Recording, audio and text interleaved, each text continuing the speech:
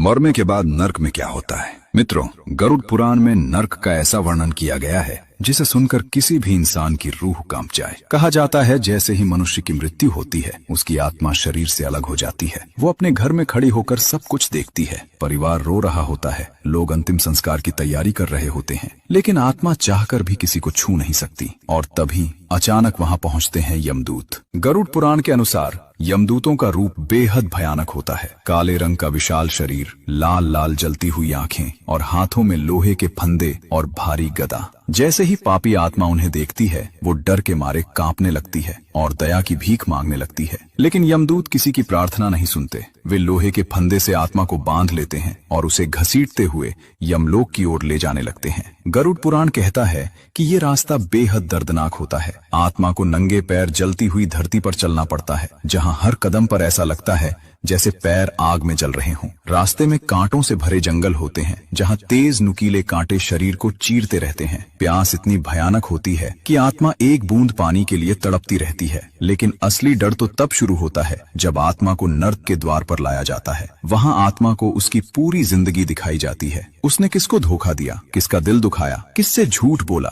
सब कुछ। और फिर शुरू होती है नर्क की भयानक सजा। गरुड़ पुराण बताता है कुछ पापियों को जलती हुई आग में डाल दिया जाता है, कुछ को उबलते तेल के कड़ाह में फेंक दिया जाता है और कुछ को तेज धार वाले हथियारों से भरे रास्ते पर दौड़ाया जाता है। वहां दर्द इतना भयानक होता है कि आत्मा चीख चीख कर दया की भीख मांगती है। उस समय आत्मा को अपने हर पाप याद आते हैं और वो रोते हुए सिर्फ एक ही बात कहती है, काश मैंने जिंदगी में पाप न किए होते। मित्रों, गरुड़ पुराण हमें डराने के लिए नहीं बल्कि सचेत करने के लिए ये सब बताता है। इसलिए आज से ही कोशिश करें किसी का दिल न दुखाएं, किसी के साथ अन्याय न करें और जितना हो सके अच्छे कर्म करें। क्योंकि याद रखिए, मृत्यु के बाद इंसान के साथ उसका धन नहीं, सिर्फ उसके कर्म ही जाते हैं। भगवान श्री हरि विष्णु के लिए वीडियो को लाइक शेयर जरूर करें।